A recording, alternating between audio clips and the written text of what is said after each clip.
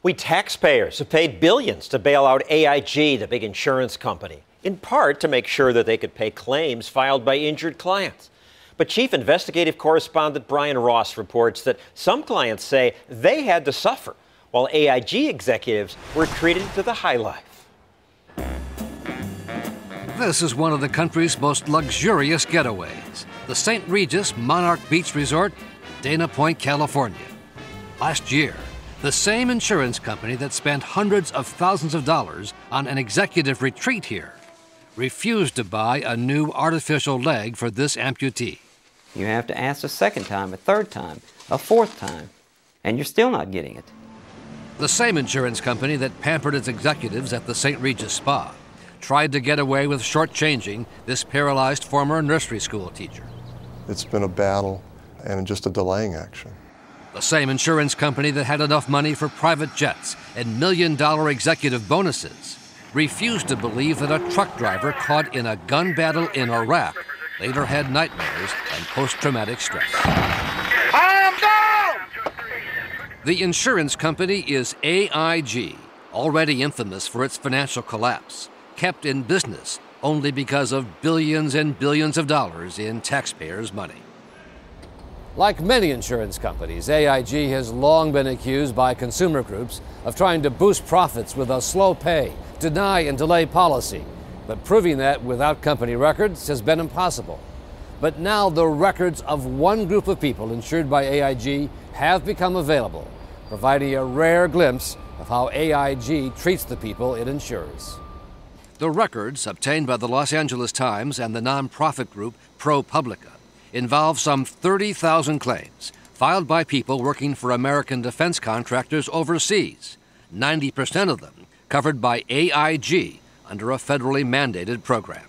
They're injured like soldiers, they die like soldiers. T. Christian Miller, a reporter for ProPublica, says an analysis of the records shows a pattern of AIG playing hardball, denying and delaying, nickel and diming the injured contractors. I've seen contractors who have had to leave their homes, live out of cars while they're waiting for disability payments. KBR 1, where Sawdust got like hit the case of John Woodson, nearly killed when his truck hit a roadside bomb in Iraq. Sawdust is all right, driver's down, medevac. Woodson lost his left leg below the knee, all vision in one eye and 70% in the other. Still in constant pain, Woodson says his most difficult challenge is dealing with AIG. I was injured in October of '04, and it's been hell since. Fighting with AIG? Fighting with AIG. Each and every item, there is a struggle.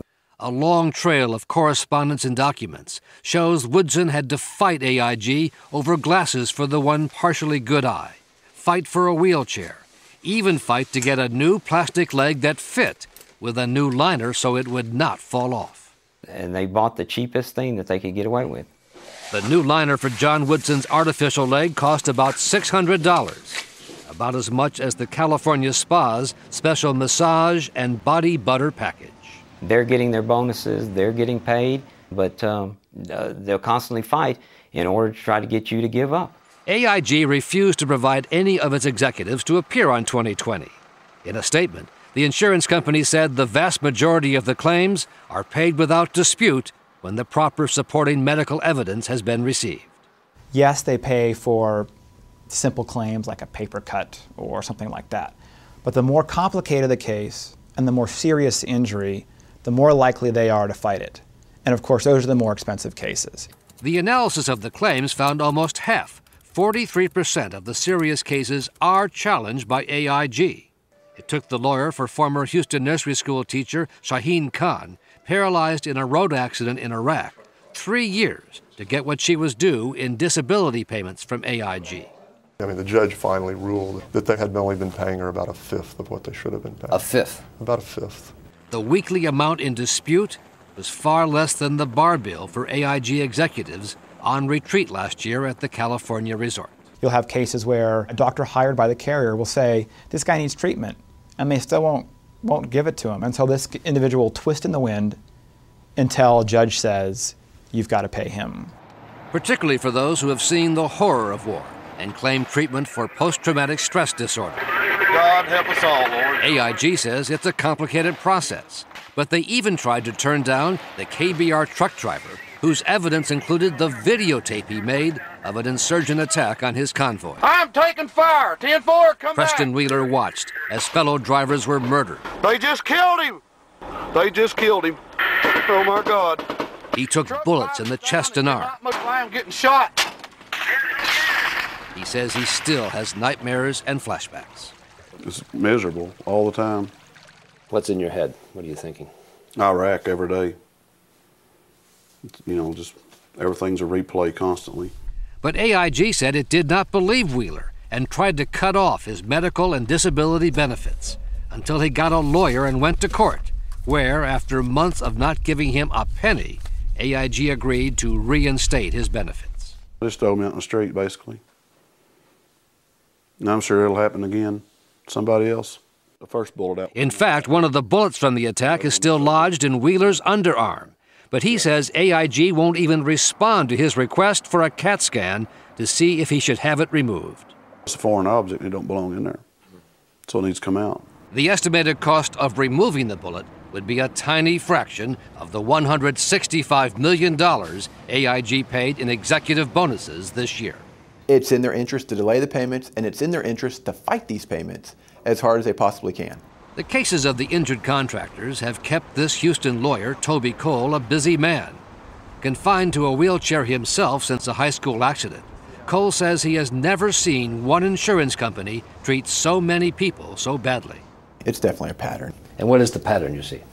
To deny, to delay, and to fight. It's difficult for me to think it's anything but concentrated effort just to ignore these guys. Congressional investigators say AIG's insurance business covering American contractors has been extremely profitable. AIG won't disclose how much it's making by handling what is essentially workman's compensation for people like John Woodson. But the company says it has a 45-year history of handling such claims and provides quality service to its claimants and clients. That's not how Woodson sees it. It's horrible. It's just never ending. It's just a constant anger and hatred. Hatred. Hatred. I was never that type of person to hate, but you find yourself hating these people.